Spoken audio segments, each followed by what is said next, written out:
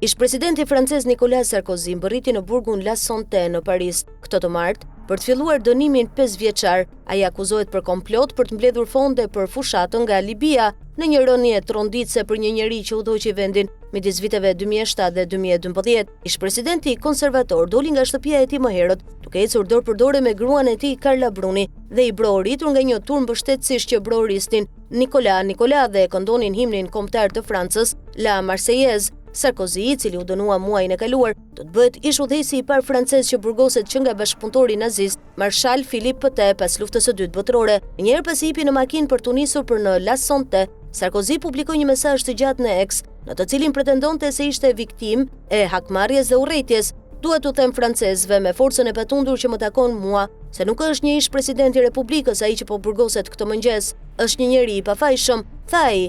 Dënimi i Sarkozy dha fund viteve të tëra betejësh ligjore mbi akuzat se fushata e tij e vitit 2007 mori miliona dollar nga udhëheqësi libian Muammar Gaddafi, i cili më vonë u rrëzua dhe u vrau gjatë kryengritjeve të pranverës arabe, ndërsa Sarkozy u shpall fajtor për komplot, me ndihmës të ngushtë për të orkestruar skemën.